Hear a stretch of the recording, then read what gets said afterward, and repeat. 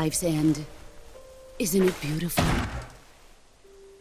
It's almost tragic. When life ends, it gives off a final lingering aroma.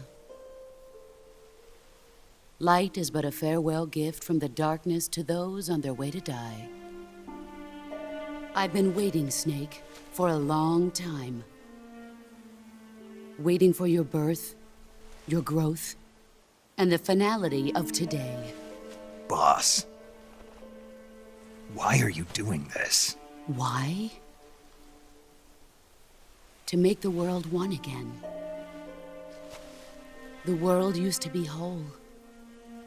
But with the end of the Second World War, the philosophers began to fight amongst themselves, and the world was torn apart.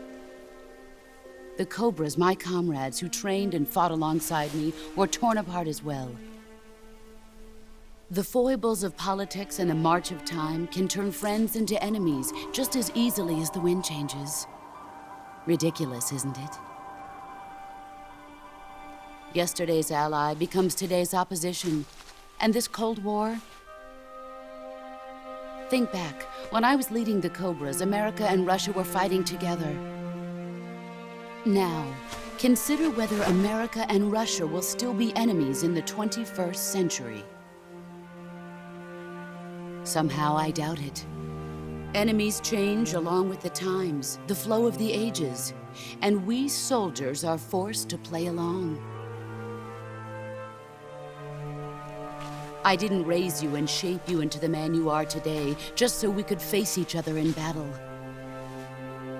A soldier's skills aren't meant to be used to hurt friends. So then what is an enemy? Is there such a thing as an absolute timeless enemy? There is no such thing, and never has been. And the reason is that our enemies are human beings like us.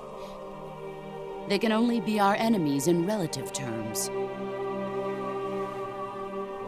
The world must be made whole again.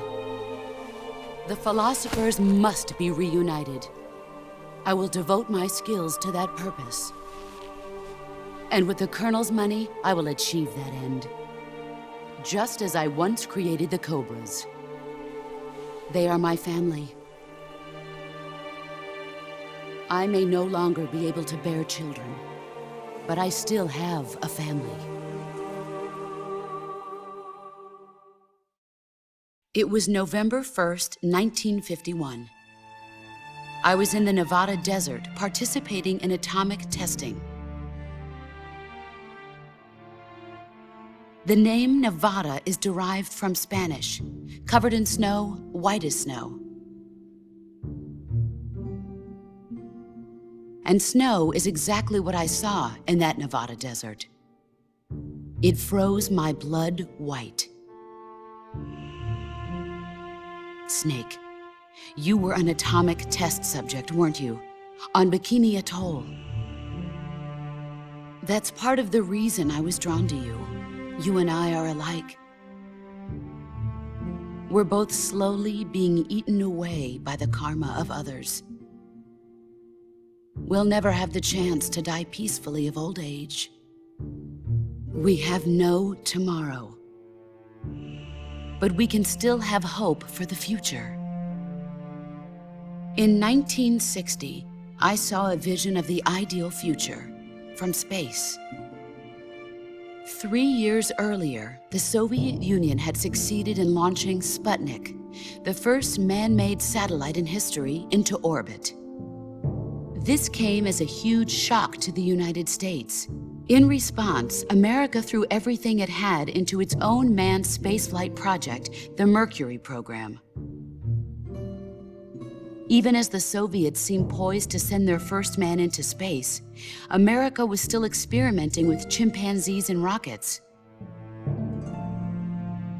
The government wanted human data. So they secretly decided to send a human being into space. I was the one they chose. At the time, they didn't have the technology to block out cosmic rays, and whoever they sent up would inevitably be exposed to heavy radiation. That's why they chose me. After all, I'd already been irradiated once. Of course, you won't find any of this in the history books. I could see the planet as it appeared from space. That's when it finally hit me. Space exploration is nothing but another game in the power struggle between the US and the USSR. Politics, economics, the arms race, they're all just arenas for meaningless competition. I'm sure you can see that, but the Earth itself has no boundaries. No East, no West, no Cold War. And the irony of it is, the United States and the Soviet Union are spending billions on their space programs and the missile race, only to arrive at the same conclusion. In the 21st century, everyone will be able to see that we are all just inhabitants of a little celestial body called Earth. A world without communism or capitalism, that is the world I wanted to see. But reality continued to betray me. In 1961, I was sent to Cuba, to Bahia de Cochinos. It was part of a CIA-sponsored invasion under the guise of taking Cuban exiles back to their country. But the US government betrayed them. Our weak-kneed president held back their air support.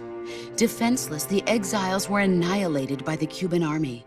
All I could do was watch in silence.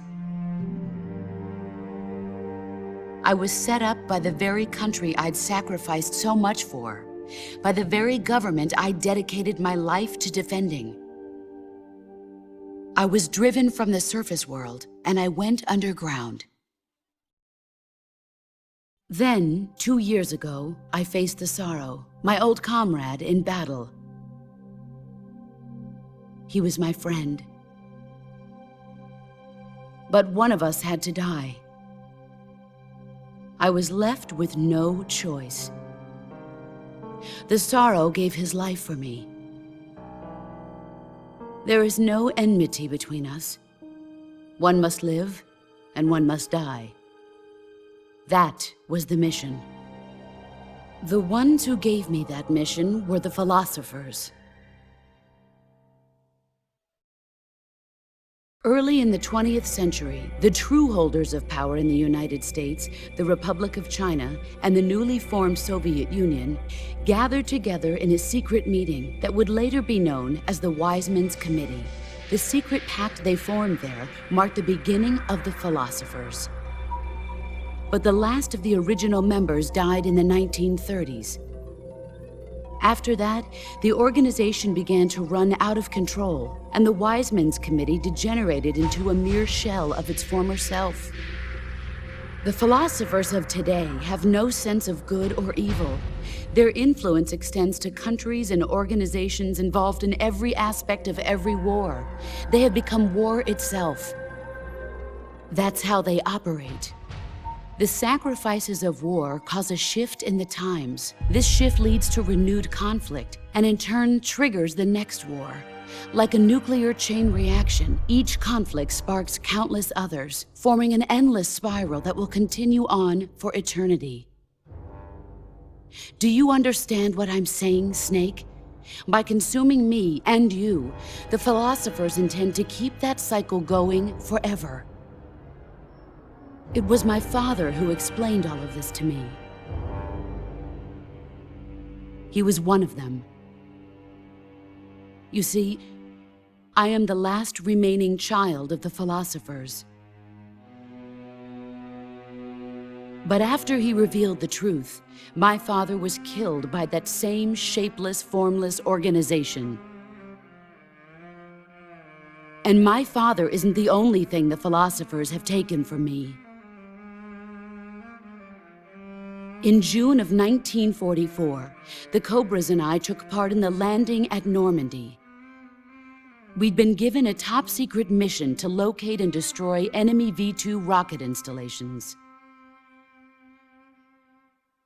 I was pregnant at the time. The Sorrow was the father. I gave birth on the field of battle. a beautiful baby boy. But my child was snatched away from me by the philosophers.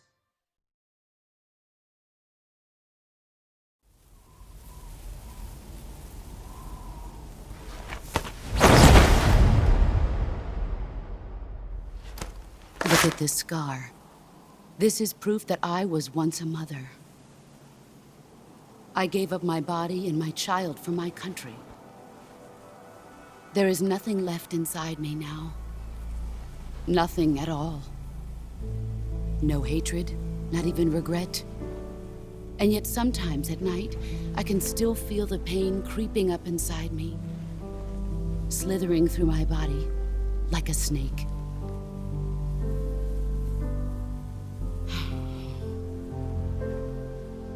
I've never talked this much about myself before. Thanks. Thanks for listening to me.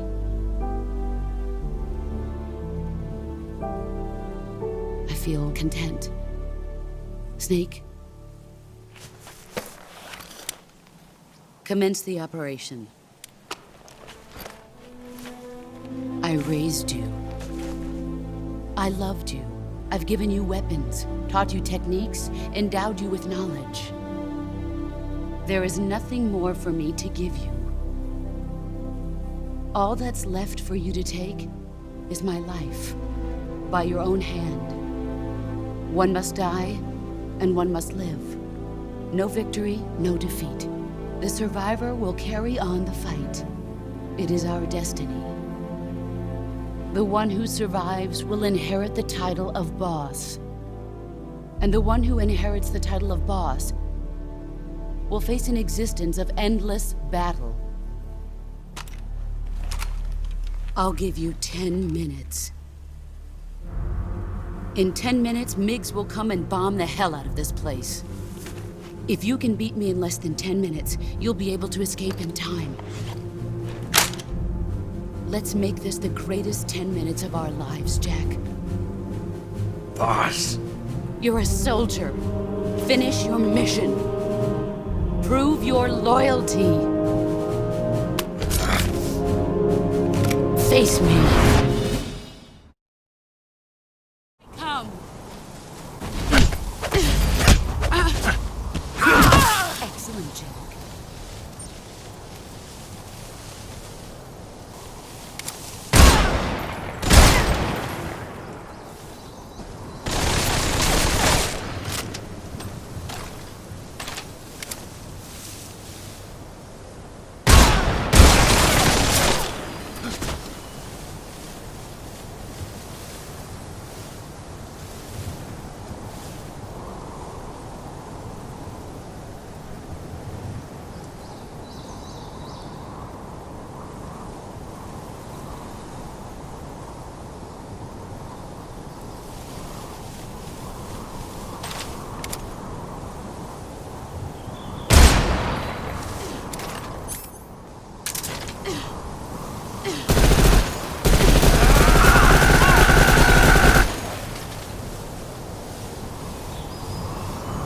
See what you're made of.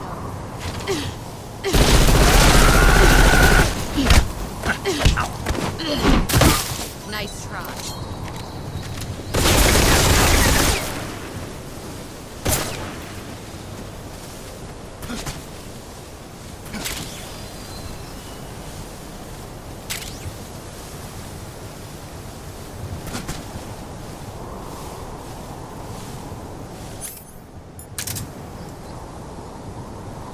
Where did you go? There he is. Here I come.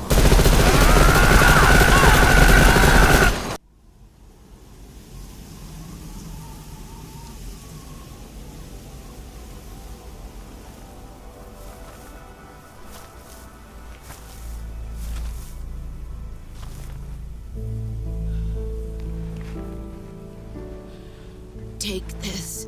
Keep it safe.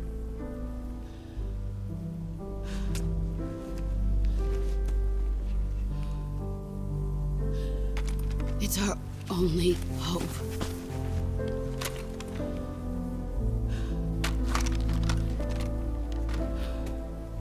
A patriot.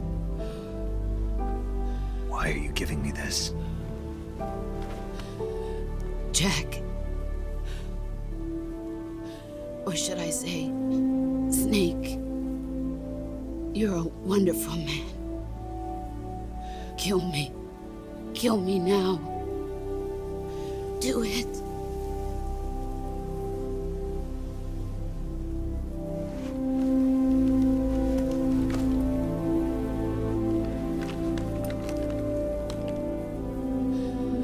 There's only room for one boss and one snake.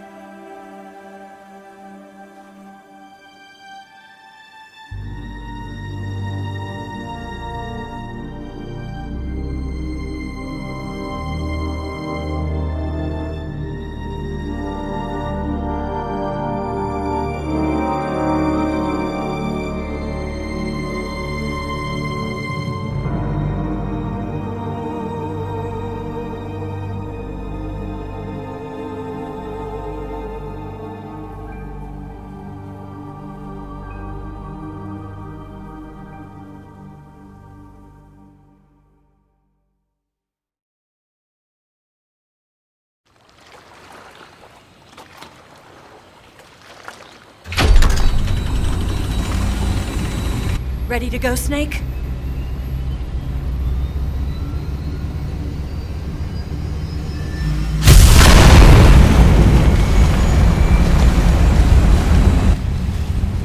Are you okay? Snake? Yeah.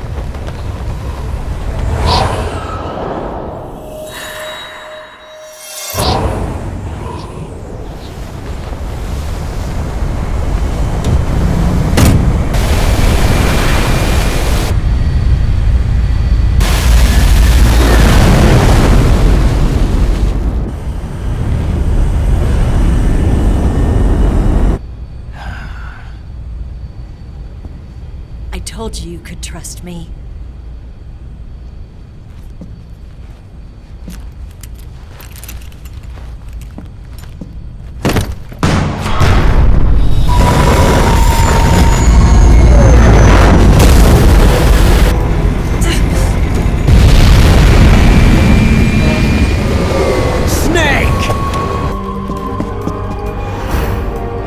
Ocelot! We're not done yet!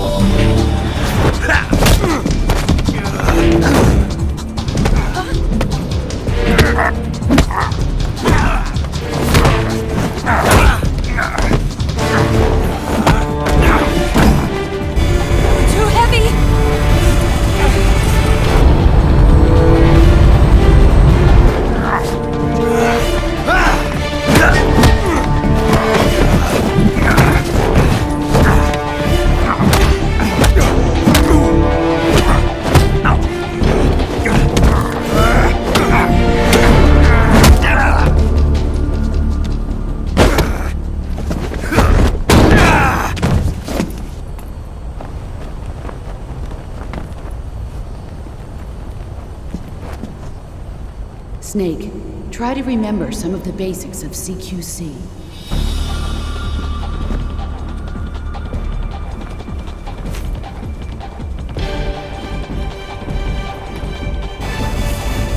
Not good!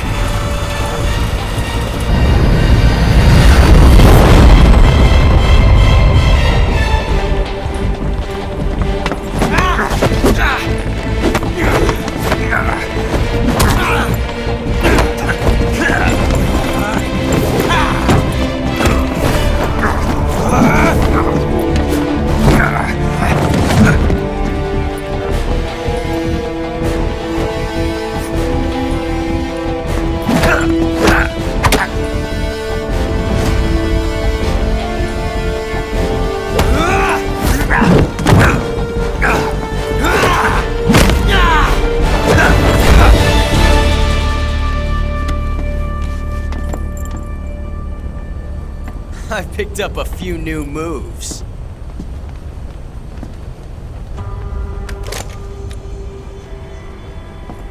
Huh. It doesn't feel right to shoot an unarmed man. But I'll get over it. Eva!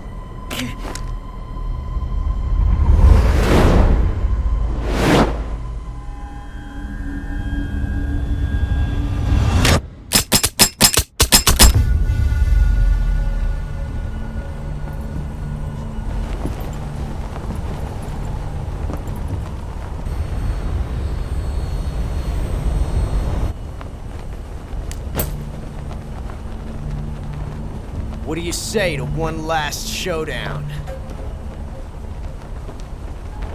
Yeah, all right.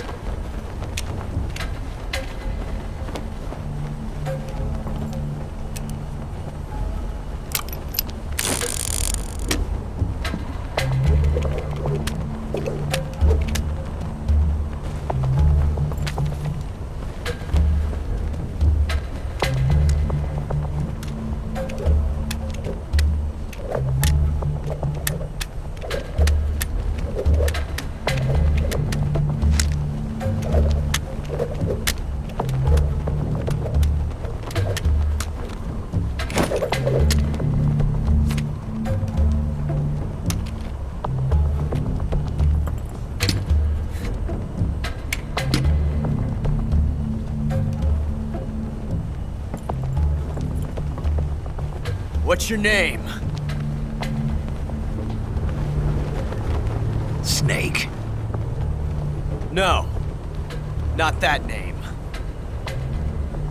You're not a snake, and I'm not an ocelot. We're men with names. My name is Adamska. What's yours? John. Very well, John. Plain name. But I won't forget it.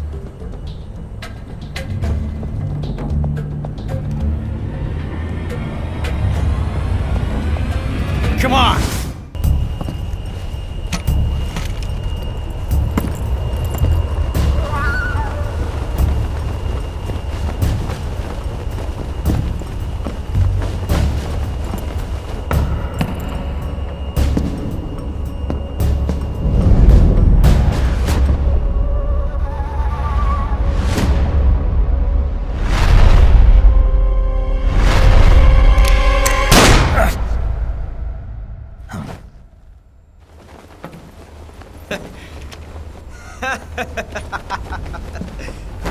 It's a blank! Oh, that was fun.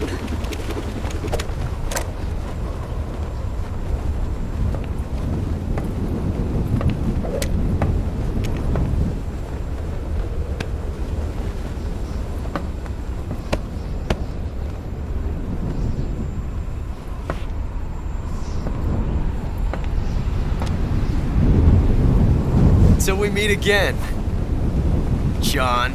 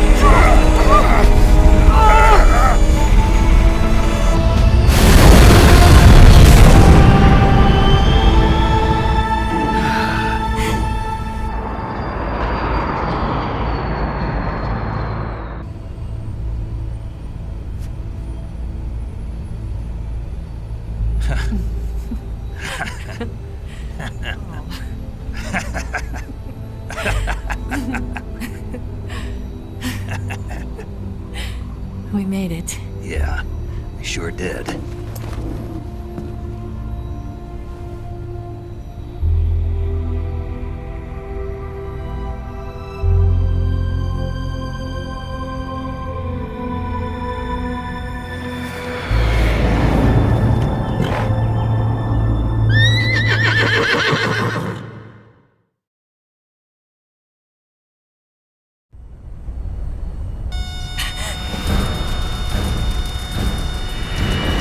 Oh no! Migs!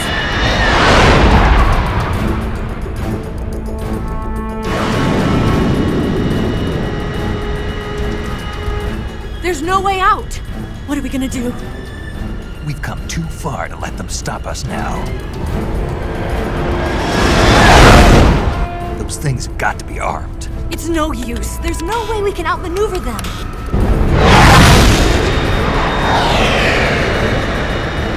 They're gonna shoot us down. We were so close. Weapons systems on. Locked on target. I got tow. You were great, Eva. Huh? Thanks.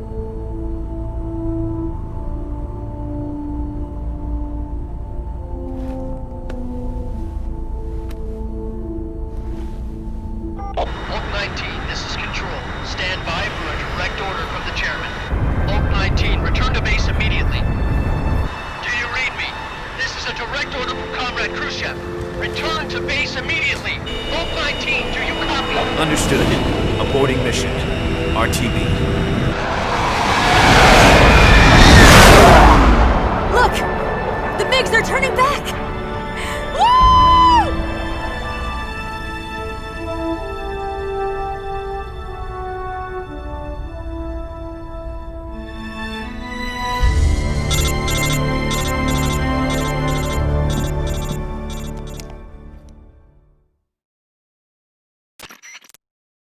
Well done, Snake. The MiGs disengaged. Most likely under orders from Khrushchev. Is this his way of helping us? Who knows? Maybe he didn't want things to get messier than they already are.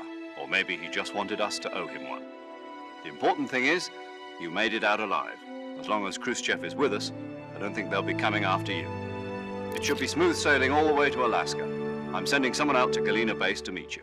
To meet me? The DCI and the President himself are waiting at Langley. Don't keep them waiting.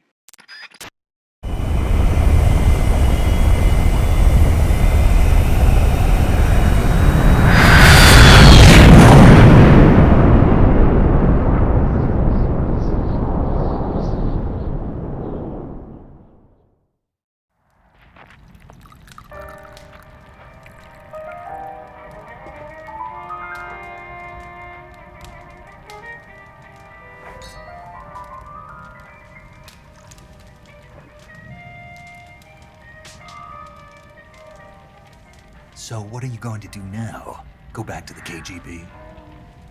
What do you want me to do? Did you ever think about coming back to America? I can't go back. I've left America behind me. But you saved this country. I didn't do it alone.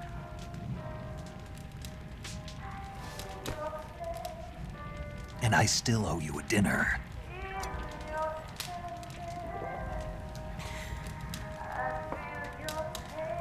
Is that part of your mission too? Or is it an order?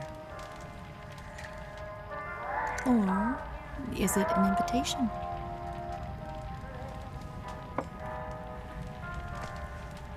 Or a proposal? I don't take orders from anyone now.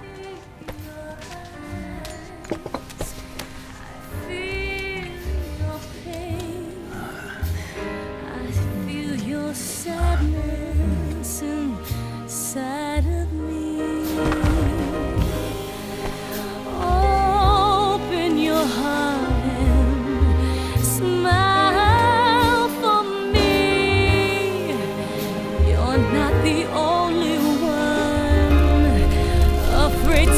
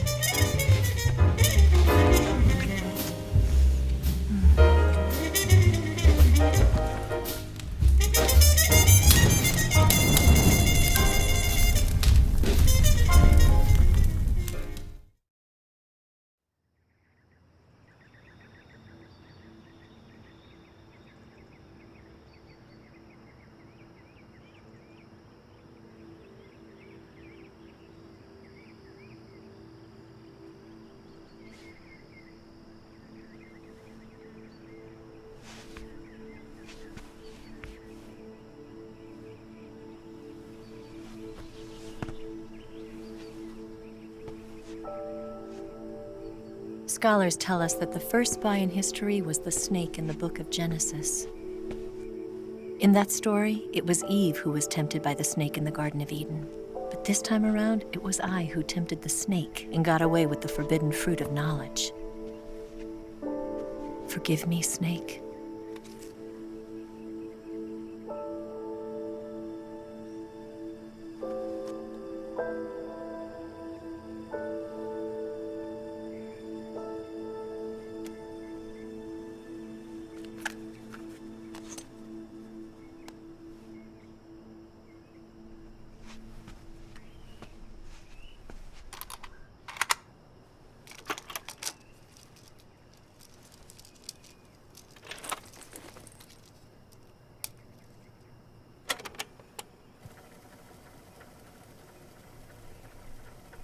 Good morning, Snake.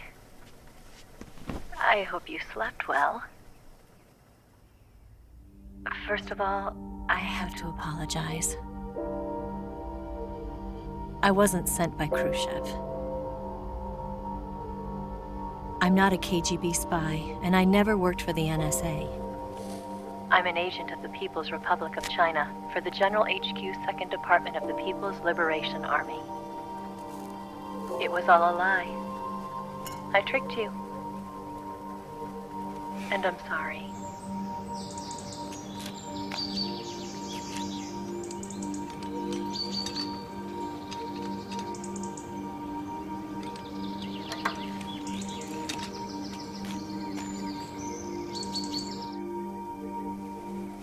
The philosophers still exist in China, too. You see, my mission was to find out where Volgan was hiding the philosopher's legacy and steal it. So I infiltrated his base as a KGB spy. The 2 NSA codebreakers who defected in 1960 were actually both men. The real Adam never showed up at the meeting place, saving me the trouble of having to eliminate him. I sneaked in by pretending I was Eva. And you and Sokolov and Volgan, you all believed me. The philosopher's legacy was originally held in common between the US, Soviet Union, and China. We couldn't let the Russians and the Americans take it all for themselves. The Chinese government had its eye on the legacy, too. I got the film containing the legacy, and also the nuclear missile launch data from the Shagohod. 5 years ago, the Soviet Union stopped supplying us with nuclear weapons technology. Since then, China's Liaodong easing, hydrogen bomb, and space rocket projects have fallen behind. But with this data, our country will be able to develop its own nukes. We'll create a deterrent force to rival those of the US and Soviet Union. Everything has gone according to plan, thanks to your help. I, too, am one of the philosophers. I'm an agent of the philosophers, a graduate of one of their charm schools. I was raised in a joint US-Soviet-Chinese facility to become a sleeper agent. This was before the war. Back then, they were collecting children from all over the world. As a result, I'm indistinguishable from a native-born American. So it didn't surprise me when you and Volgan couldn't tell the difference. But she knew right from the beginning. She knew because before the war, she was at one of the philosopher's schools too, as an instructor. The boss was the only one I couldn't fool. She was the only one who knew I was a fake. She told me everything. Why did she open her heart to me like that? At the time, I couldn't understand it. But now, I think I do. Snake. She wanted you to know the truth. She chose me to tell you. That's why she saved my life. I've lied to you so many times, but not this time. My orders from the government were to obtain the legacy and to eliminate everyone who knew the truth about what happened. In other words, I'm supposed to kill you.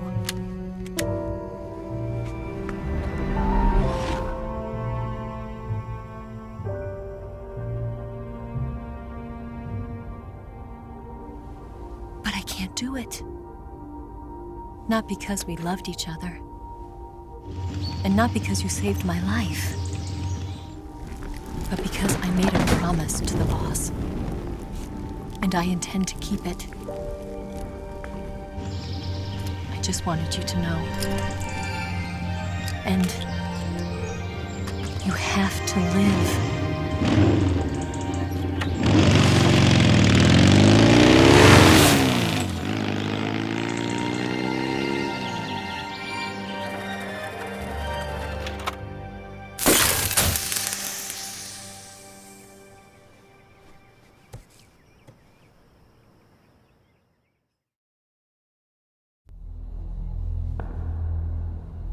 Snake, listen to me. She didn't betray the United States. No, far from it. She was a hero who died for her country. She carried out her mission knowing full well what was going to happen. Self-sacrifice. Because that was her duty.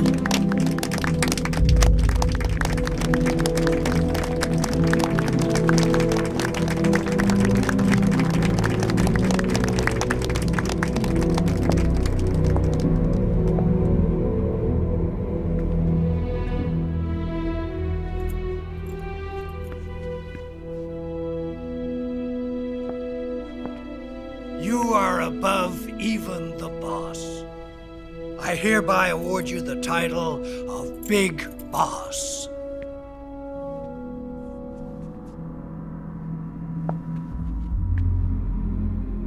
You are a true patriot.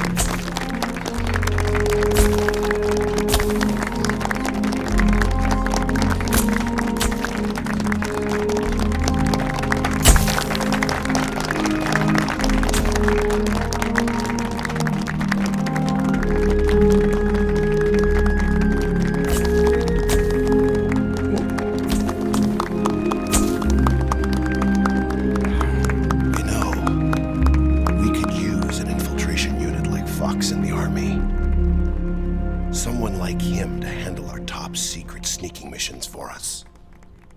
A man who combines the qualities of a soldier and an agent.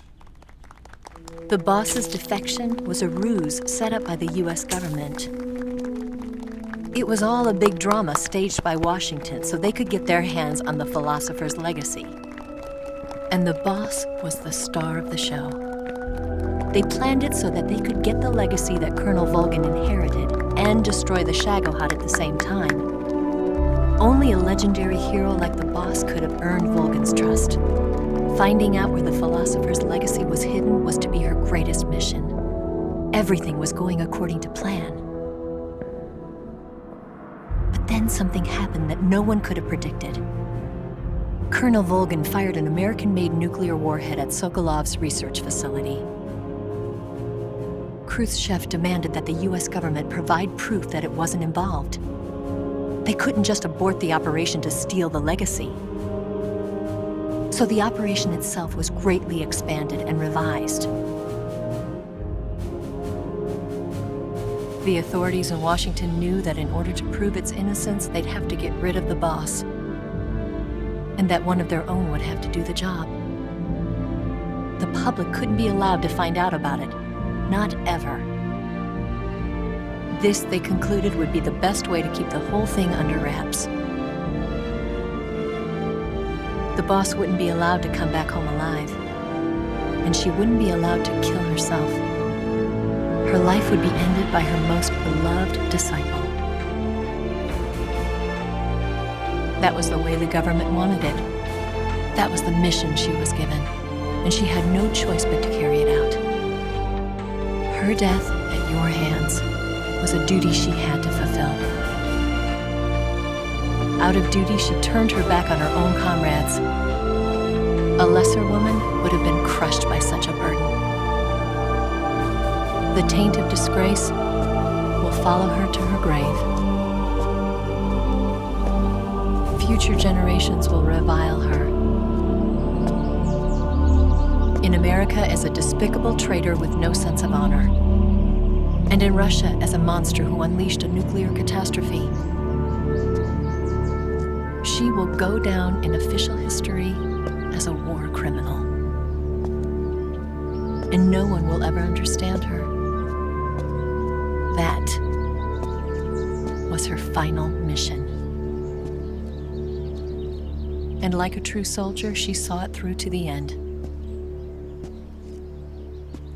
But I think she wanted you, of all people, to know the truth. She wanted to live on in your memory. Not as a soldier, but as a woman. But she was forbidden to tell you herself.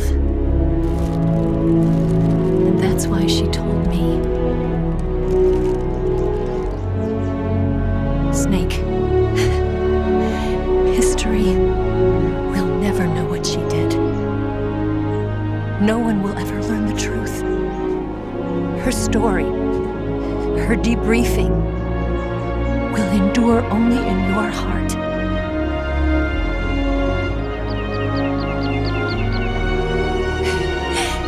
Everything she did for her country. She sacrificed her life and her honor for her native land. She was a real hero. She was a true patriot.